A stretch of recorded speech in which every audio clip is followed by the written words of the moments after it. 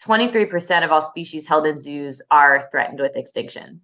So if you flip that, that means 77% are not threatened with extinction, and yet zoos continuously keep them and breed them.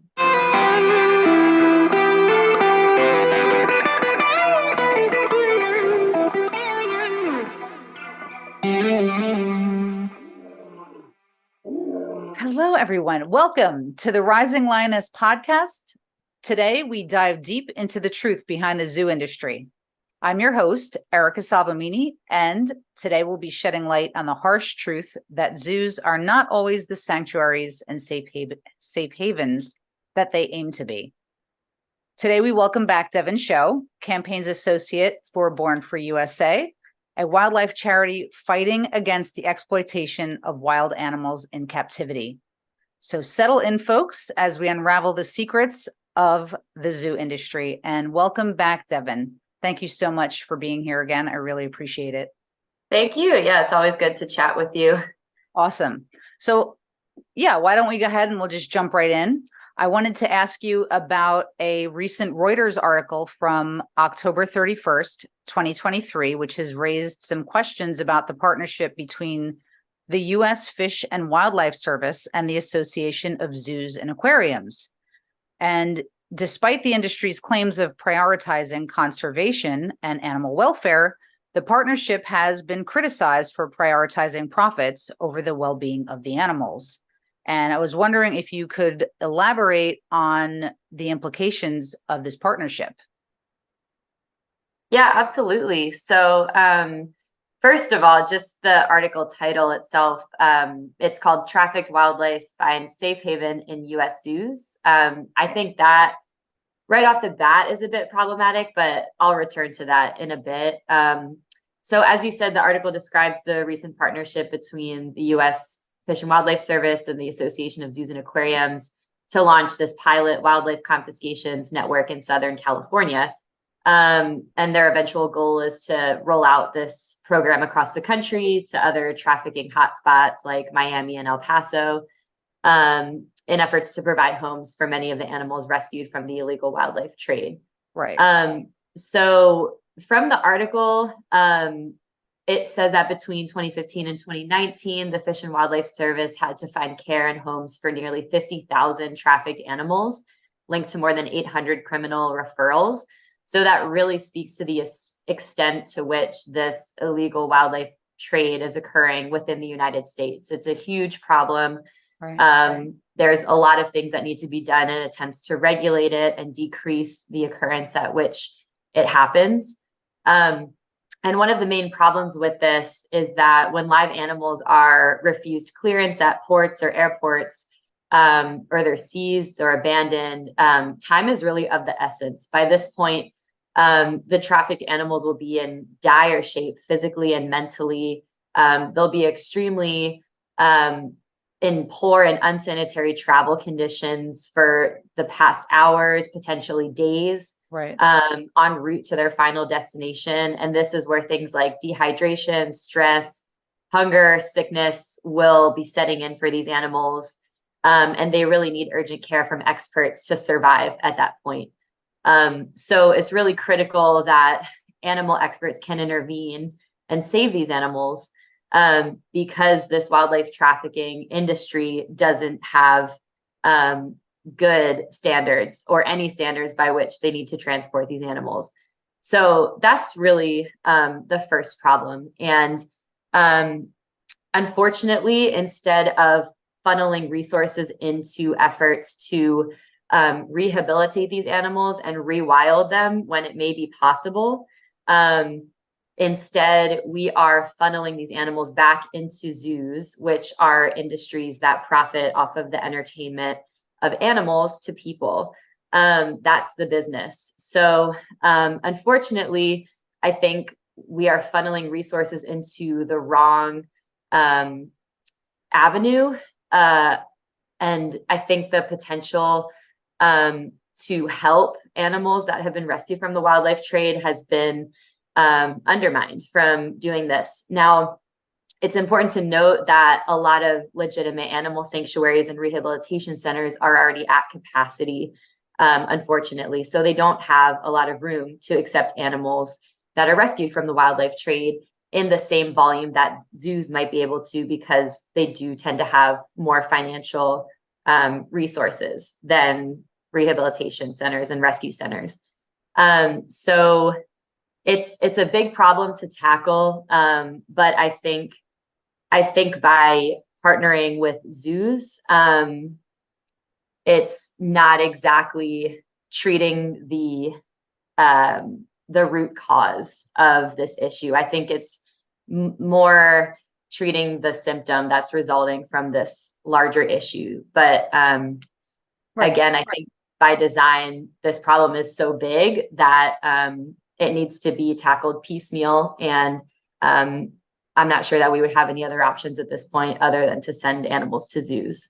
Right. It sounds like it's a very complex, multi-layered problem. And I'm not trying to, the purpose of the show is to not just beat up on zoos and any of the good work that some of them are doing. And like you said, it's just, there's so many layers of issues here that these animals don't really have anywhere else to go. And so there needs to be some kind of oversight, that addresses all of these issues that you laid out. Some kind of rehabilitation center needs to be created in the areas of wherever wherever these main hubs are, which sounds like number one is, which was going to be my next question, the Southern California area has been labeled as an epicenter for trafficked wildlife. And then you mentioned Miami and some other areas, but how does this tie into the larger issue of the illegal wildlife trade? The fact that California is labeled as an epicenter. Right. Yeah. So places near the border between South America and Central and North America, like California and Texas, like you mentioned, are definitely known as these wildlife smuggling hotspots, because Central and South America are biodiversity hotspots, and they have a lot of those really popularly illegally traded animals. A lot of them, most of them, that are protected by law. So that would include animals like jaguars, howler monkeys, toucans, parakeets, iguanas. The list goes on. These animals are being routinely purchased and sold in places like Mexico. And this largely occurs on social media platforms like TikTok and Facebook, which in the online realm of things, it's a lot more difficult for authorities to monitor that track the action and also the sales and the breeding of these animals, which occurs online. So I'm sorry, I don't mean to interrupt you, but did you say that a lot of this trafficking is somehow being funneled or being, I guess, like there's some type of advertisement for it, if you will, on these social media sites? Correct. Yeah, that's Really? a huge market for illegal wildlife trafficking. That's incredible. That is so Mm-hmm. unbelievably upsetting and needs to be addressed. Absolutely. I mean, I see all of the stuff that's out there, people kissing and loving on, wildlife animals that have no business. There's no reason why a jaguar should be sitting on somebody's couch in a living room. People have to wonder why that is, not go, aw. But I didn't realize it was to the extent that you're saying, which is that it's actually being used to funnel this exploitation. And I'm going to look into this further, and I would love to get back with you. Every time I talk to you, it's like, hey, well, what about that? So yeah, absolutely. I'd really, because I know that there's some sort of coalition that is, I was just reading about it. I have to do my homework now and get back to you, but it was a coalition put together by 3 major so-called conservation organizations. And the WWF was one of them. But the WWF, from what I understand, one of the founders was, in fact, I don't know if he's still part of it. I don't know if he's part of the WWF, but was a trophy hunter. So that is that's the foundation of that conservation organization. As we're sitting here talking about, what are these so-called conservation organizations? Let's peel back the layers and shine a big bright light here and see who actually is real conservation. Maybe back in the day, at one point, they could have been considered that when there was actual empathy still around. And there wasn't this, insane wildlife trafficking that's going on that's akin to, major drug dealing cartels. I mean, the money is the same. The amount of money that's being brought in, these industries are just as lucrative. And so they're just as dangerous as well. Anyway, I'm sorry, I don't mean to get off track, but that really brings up a whole other avenue that we should, and I would love to address it at another point. But getting back to the article mentions the wildlife. You know what? Before I do that, I totally cut you off. Is there anything else based on the last conversation we were talking about the area where these hotbeds are? Yeah, I mean, just kind of building off of what you were just saying, actually, before I get back into that, and about sort of like the overlap between other criminal enterprises and wildlife trafficking. There's a lot of information about that overlap. It's an increasing area of research, and it's fascinating. Because we've learned that the same avenues that can be used to transport certain illegal items or illegal beings are largely the same that can be used to transport illegal wildlife. So there are a lot of different estimates of the value of illicit wildlife trafficking around the world. But one stat I wanted to share with you today, or a few, according to the Wildlife Conservation Society, unreported and unregulated fisheries trade alone are estimated to be between 4.2 billion and 9.5 billion per year. Billion with a B. Correct. Yes. Yeah. So illicit wildlife trafficking is estimated to be between $7.8 billion and $10 billion per year. And then the illegal timber trade is estimated to be as much as 7 billion per year. So combining all of these numbers, all illicit wildlife trafficking, including fisheries, including timber, comprise the fourth largest global illegal trade, only after narcotics, human trafficking, and counterfeit products. Wow. So illegal wildlife trafficking is big business. There are big profits to be made. And unfortunately, in this case, it is with living beings who are disappearing in their natural environment. So it's a huge problem. And I don't think a lot of people realize the extent to which it occurs around the world. Right, right. Folks need to really pay attention. I know most of our audience are already in with the, animal advocacy world and support it, but maybe don't necessarily realize to the extent that this is going on. And whether you do or do not, please, let other people know. This has to be, mentioned to your kids, because our kids are on these social media sites and they just, they're just being kids trying to watch a TikTok or whatever. And these videos are passing by and passing through, and people are just becoming numb to it as though it's a normal, regular occurrence and it's totally fine. And we cannot let that happen. We absolutely cannot just go about our business and let it become part of the norm in our lives. There's nothing normal about any of this. Exploiting the earth, exploiting animals, exploiting human beings, children, it's just, all of it is obviously wrong to us. We have moral compasses and we're using them, but not everybody is, or some people just aren't aware, and the awareness is super huge. So and that's to why we do this, and we try to make a difference. So I did want to ask about the article mentioning the Wildlife Confiscations Network. How effective do you think such initiatives are and have been in curbing the trafficking problem, if at all? Yeah, so I think at this point, although the animals rescued from this trade do need a place to go, as I said before, we're still really just treating a resulting symptom instead of improving the root cause of the problem, or addressing that, really.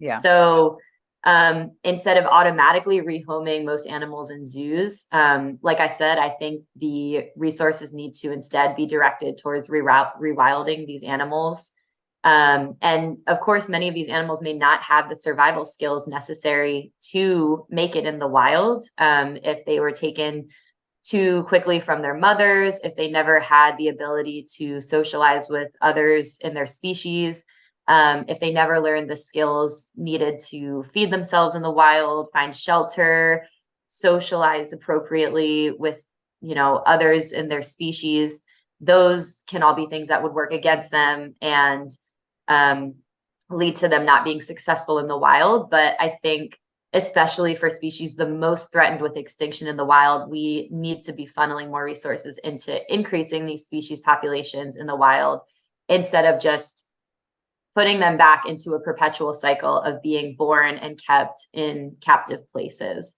Right. And like I said, I just want to reiterate, the problem with giving these animals to zoos is that zoos are perpetuating the idea that money can be made off of these animals.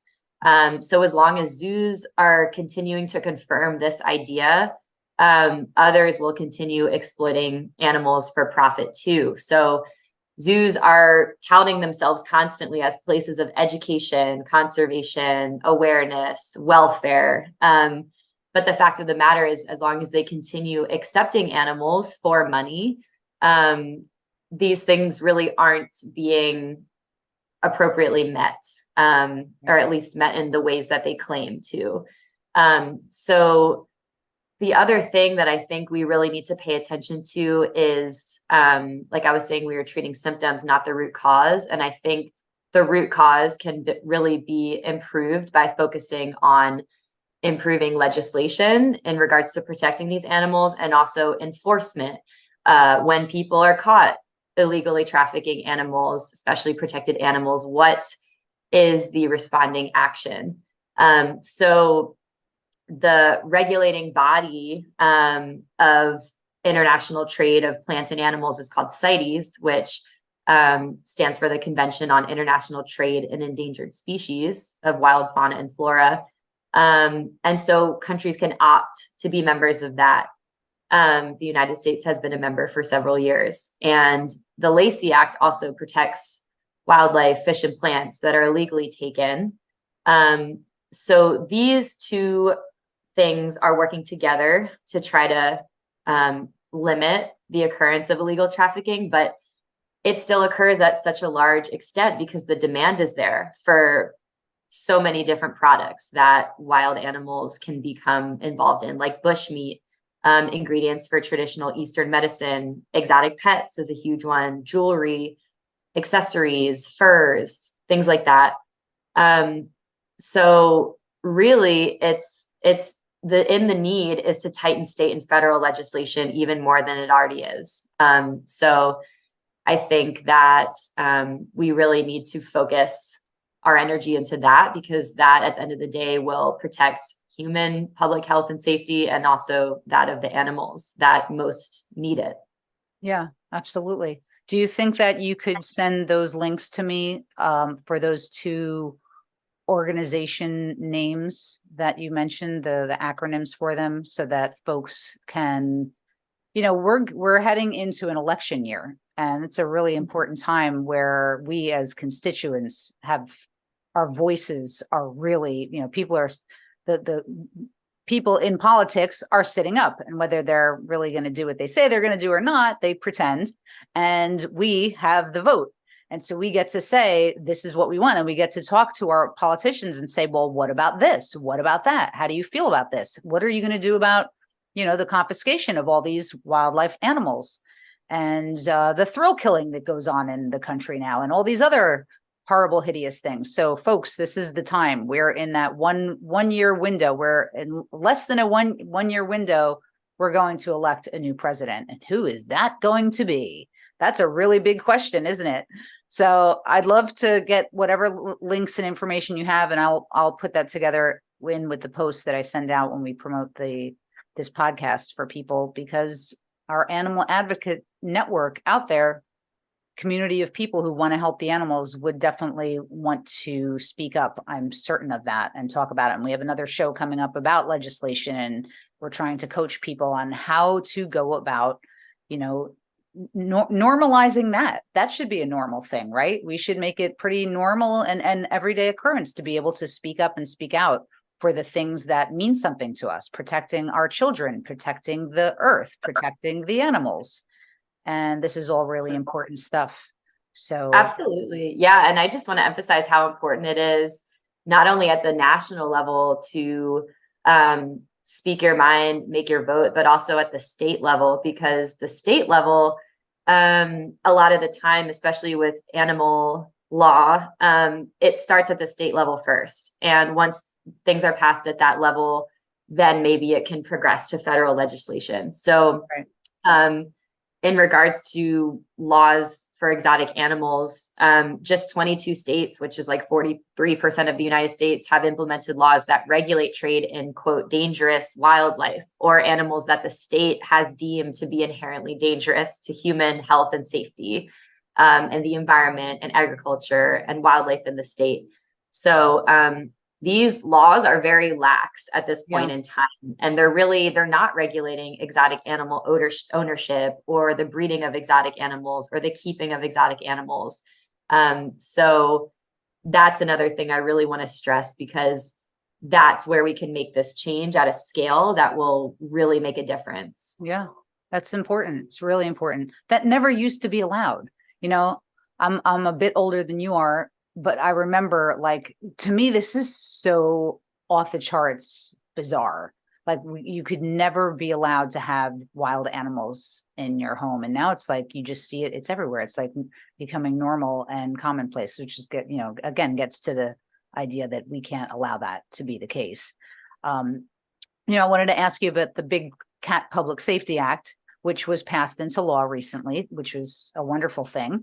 But unfortunately, some zoos failed to keep proper records of their big cats, which we now know.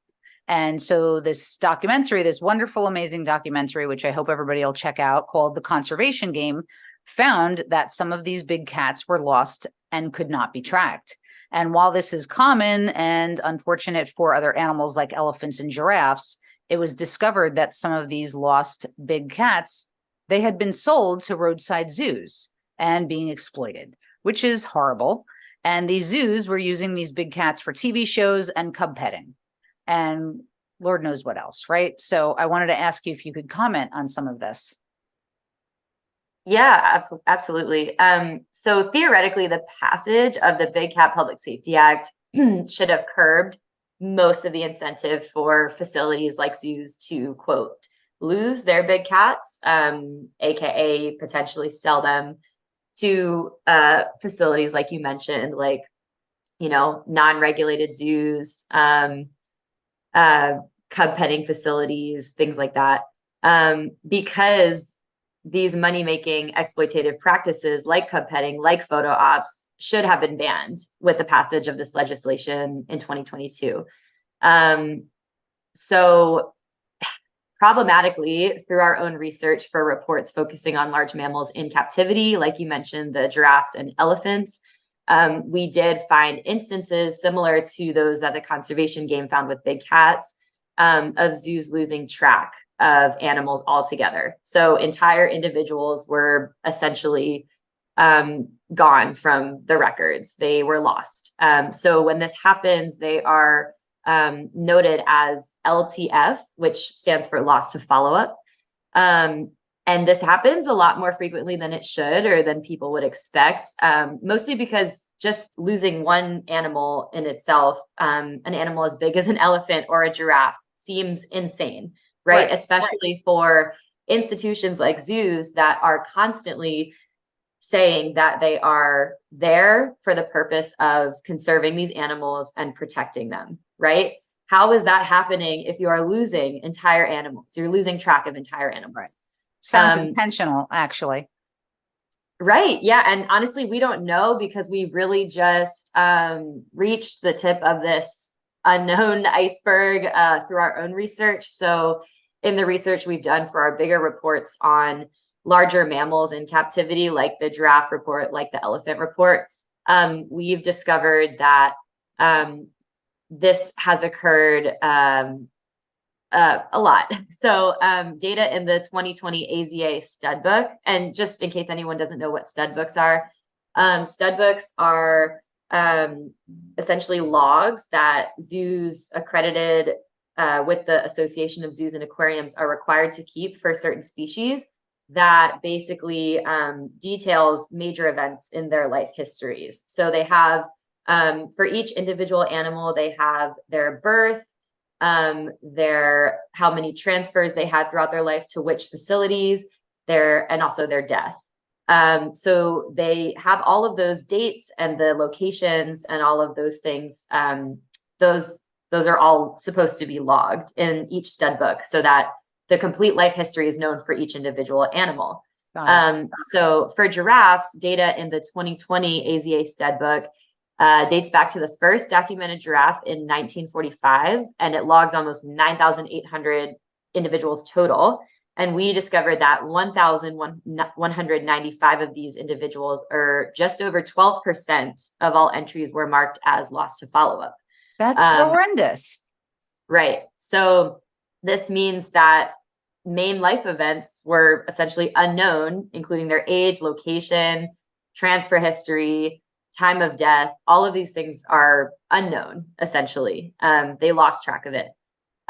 Similarly for elephants, according to the 2018 AZA African Elephant Stud Book, the North American captive African elephant historical population included 567 total individuals, with that first entry listing an individual with an unknown name born in the year of 1800. Entries indicating that data were, quote, lost to follow-up or unknown occurred in this stud book 256 times, suggesting that life events, dates, locations regarding these elephants will remain unknown. What's the percentage on that? You 200 something out of 500 something? Is that correct?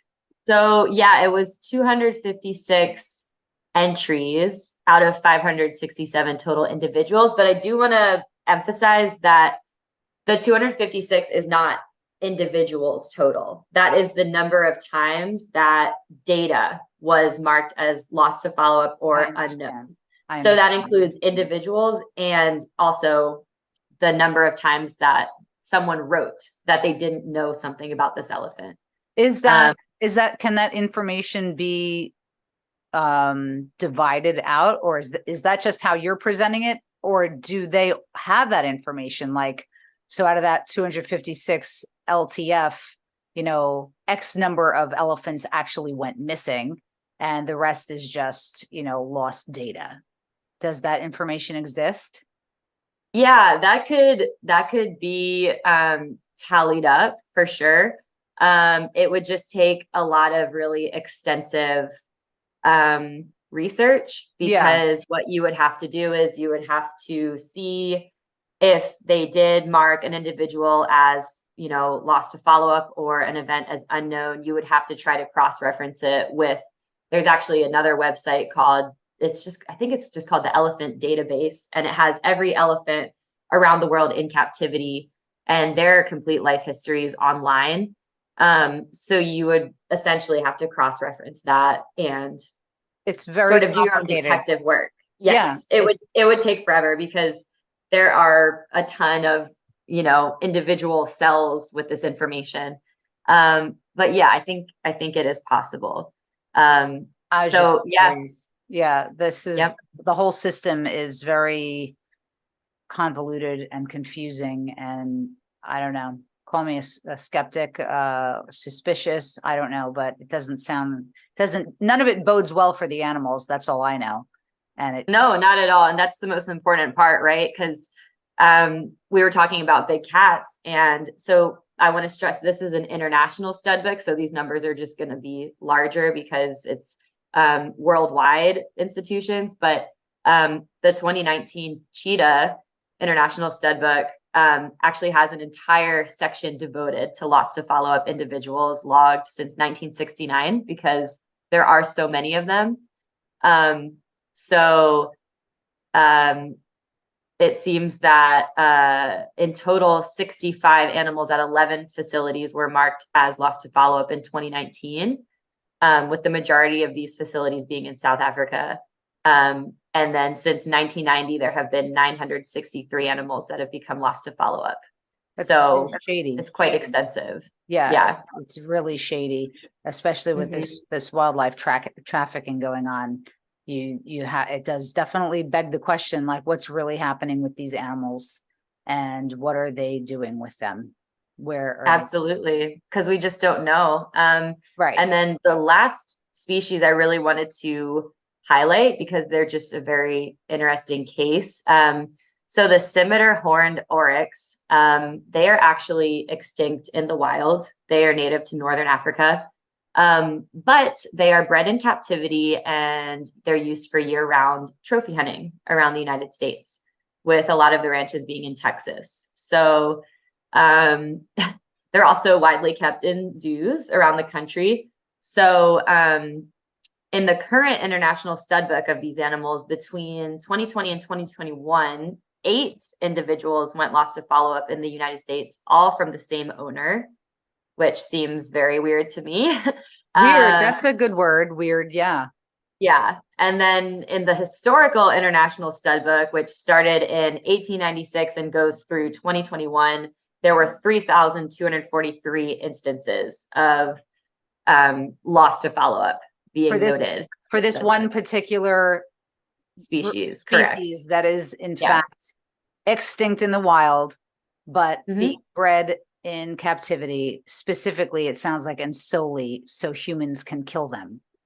That exactly tragic, and it just goes to highlight the how far humanity has fallen from grace. My goodness, that's horrifying. That says so much about what's happening in the world today, that's what we're doing. It does. And of course, like if you ever want to, if you're ever in the position where you are arguing with someone who is pro trophy hunting for conservation, because that argument has been made in the past, people say, oh, it helps generate money for these animals to be better conserved in the wild. This is the prime example you can use, because if you Google trophy hunting of the scimitar horned oryx, you will not find any trophy hunting ranch, that will tell you about how they are conserving this species or how they're planning to reintroduce them into the wild. Right. It just doesn't exist because it isn't a priority for them. They just want to make a profit off of killing these animals who no longer exist in the wild. Right. So they can put it up on their wall at home and point to their friends, look how awesome, look how cool I am, look what I did, look what I killed. Yeah. And if you have lots of money, you can do it too. And you can be part of our cool, I don't know, group of people who are subhumans, and they do not deserve to walk on this planet with these wonderful, beautiful, perfect, sentient beings that are from the animal kingdom. I don't want to use the word disgusted, but because that's not a nice word, but I am. I don't even know what to say. It's astonishing. It is. Yeah, sometimes I am at a loss for words with this stuff. This would be one of those moments. I was going to ask you about the alarming statistics related to the wildlife trafficking, but you did cover quite a bit of that already. So I don't know if there's anything else that you wanted to mention. Otherwise, we can just kind of move on from there. I mean, we did talk about kind of globally wildlife trafficking statistics, but if you're interested, just within the United States, specifically, the US is the largest importer of live wildlife in the world. So we import more than 220 million wild animals in 1 year. It's pretty crazy. Legally? Yeah, correct. Yeah. So, I mean, that's just not even covering the illegal wildlife trade. That's what is that? What is that broken down by? Like, what is the category of that? If we're the largest importer of wildlife animals, is that like just for zoos? Is that for, what is that for? It includes everything. So I can actually, I'll send you the article. Yeah, that would be And great. get Please. more specific. Yeah, for sure. Okay. Thank But it will include all legally allowed live wild animals that enter through the US. So you have to also think about, I mean, fish accounts for a very large Sure. percentage of that. And those are, you know, tiny. Some Right. of them are very small when they're transferred. So that really adds up quickly. But yeah, it is a very astounding statistic. And just sort of separate from that, but part of it, the US exotic pet trade is valued at $15 billion per year. And by some estimates, this really speaks to how common it has become to own exotic animals. There are as many exotic pets in the US as there are cats and dogs. Come on, stop it. Are you kidding me? I am not. I am not. It is crazy when you put it in those terms for sure. Yeah, So it's really super shocking. I did not expect you to say that.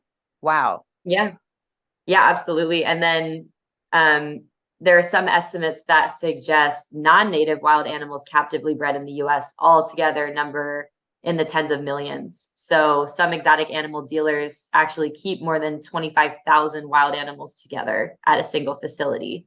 Wow. And this, of course, leads to public health concerns as a lot of these animals are packed in very tight conditions. And you have the same issues as I was describing earlier with wild animals in transit for wildlife trafficking purposes. I mean, highly stressed animals have decreased immune system function. They can, you know, acquire and transfer diseases a lot more easily. And there's just a lot of risks associated with keeping that many animals in the same place. So it's really crazy when you Yeah. look at the numbers. Yeah. Not to mention how traumatizing it is for all of these poor animals. And, Absolutely. you know, humans need to realize like this is the kind of stuff that's going on, and these facilities are all over our country. Now that we know we are the number one exporter importer of wild animals right here in the United States. Again, that gets back to legislation, and this is an election year, so folks, let's bring our voices together and speak as one voice to say no, no more. We do not want this. And open the cages, open the doors, and let those wild animals be wild. Put them back where they belong. This is not right. There's nothing okay about any of this. So Absolutely. And when you think about, for all the animal advocates listening, when you think about the conditions that you see at zoos, how small those enclosures are, just think about what it's like behind closed doors at facilities that don't allow the public in, at those wild animal breeding facilities. Just think about that. And how I'm sure it's a nightmare. It's a living nightmare for these animals. I know the last podcast we were on together, and you mentioned about how the polar bear, the enclosures and the amount of space that they're given, it's, you know, akin to a human living their life inside a telephone booth. And that has not left me, and it like rang in my head and in my heart. And it's so unbelievably sad and devastating that this is what we are doing. We are actively seeking out to torture animals all over the world, and then we go and we watch it as if, you know, doing it isn't enough. Then we go and we watch it and we pay for it. And it's not okay, and we have to stop, and we have to really consider what we've turned into. And is this the way we're going to continue moving forward, or are we going to create a new earth, a better one that is modeled after love and light and empathy for each other and for the animals? I don't know, I prefer the latter myself. So same. yeah. Well, I think we've covered the misconception about zoos being conservationists. I don't think we can actually say that they're really conserving much, unless there's anything left on that topic that you'd like to address before we near the end of this. Yeah, I think just to kind of drive home the points we've already discussed, as you know, I do like the facts. I like the numbers because, of course, this is an emotional topic for everybody who cares about animals, who loves animals, who wants to um, not have to witness the extinction of so many species throughout our lifetimes. But just to throw a couple more numbers at you, in terms of conservation, um, 23% of all species held in zoos are threatened with extinction. So if you flip that, that means 77% are not threatened with extinction, and yet zoos continuously keep them and breed them That's a to be lot. kept. Yeah, yeah. So 77% of, all of these animals don't need to be, definitely don't deserve to be confined to super small enclosures, not free to live their lives as they were meant to. So it's unnecessary, and it's just not helping. Zoos have been around for hundreds of years at this point. The first zoos started in the 1800s. So it's important to really come to terms with the fact that if zoos haven't improved significantly the conservation of animals at this point in time, after being in operation for over a century, they won't do that ever because it's not in their interest. The goal of sanctuaries, legitimate sanctuaries, is to eventually go out of business, right? Like no legitimate sanctuary or rescue rehabilitation center wants to stay in business because their goal is to keep these animals where they belong in the wild, and not need a purpose anymore to run. Like the primate sanctuary that Born Free USA runs. It would make us so happy if we could shut that place down because we no longer need to house animals from traumatic situations because those traumatic situations just cease to exist in the future. That would be the ultimate goal. But instead, these zoos are profit-based. So they are going to continue to have and produce these animals, especially cute, cuddly baby animals. There's an incentive to have those animals there to perpetuate this cycle. So yeah, zoos definitely are not there in the best interest of the animals they have. They're profit driven, and that's just a fact. And we need to realize that. So, we always try to end on a positive note or a hopeful one anyway. And so, we're discussing the dark side of the zoo industry, but it is important to remember that we all can make a difference. And we always try to, drive that point home. So Devan, which I always ask you towards the end, is there something that you would like to suggest or some ideas for individuals so that they can, action that they can take to support wildlife initiatives and oppose these exploitative practices? Definitely. The first thing I would suggest that we have already mentioned is the importance of using your vote, using whatever resources you have to contact your local lawmakers and tell them that they should support legislation like the Captive Primate Safety Act, which is similar to the Big Cat Public Safety Act, except for primates. So supporting. Devan, I don't mean to interrupt you, but your voice, your audio just got a little wonky. I don't know if you're hearing that on your side. You're not. No, I didn't hear that. Sorry. Okay. I think that just cleared up a little bit. Okay. Go ahead. Hopefully it cleared up whatever was happening. Do you want me to say that again? Or no, well, we could hear you, but there was like a little bit of like a feedback thing going on. And okay. It sounds like it cleared up whatever it was. So please, if I didn't interrupt you too terribly, if you'd like to continue. Yeah, sure. No problem. So I think using your vote is first and foremost the most important thing people can do. Really make that change at the state, eventually federal level, advocate at that level. It's really important. I think also it's important to share the truth. All of the numbers we discussed today, that is, objectively the truth of the matter. share the stats that we reported during our conversation, share our reports that Born Free has written, confirming that zoos do not do any of the things they claim to. And really taking the initiative to educate people the facts, because zoos clearly have been failing at doing this ever since they opened their doors, right? Like, I don't know why they thought they could educate people about wild animals when they're showcasing them in such unnatural environments, right? In such unnatural constraints. So I think really speaking out on behalf of the animals is really important to anyone who will listen. And you can take our zoo pledge, which basically is just to pledge that you won't visit any zoos or aquariums or any other facilities that exploit animals for human entertainment. Just don't feel the demand for these places to stay in operation. That's really important. Yep.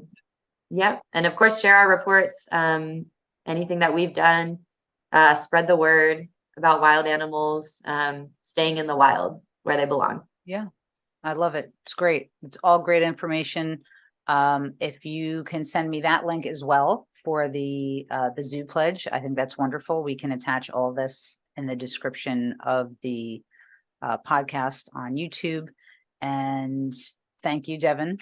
I really appreciate you and all of your information. And folks, by supporting ethical wildlife initiatives and opposing exploitative practices, we're all helping create a better future for animals in captivity, and hopefully they will no longer be in captivity, and we can do something about that. So whether it's volunteering or donating, using your voice, spreading awareness, every action absolutely does count and makes a difference. And if, again, we work together as one voice, the power that we have is unstoppable, frankly. You know, it's exponentially growing, and we need to continue that forward. So thank you for tuning into today's episode of the Rising Lioness podcast. We hope this conversation has opened your heart and your mind to the harsh reality of the zoo industry being a profit-driven one, and inspires everyone to take action and help support the ethical wildlife initiatives. And remember, we all have a role to play in ending the exploitation of all animals. So let's stay informed, stay engaged, and join us next time as we continue to explore important issues related to animal welfare and conservation.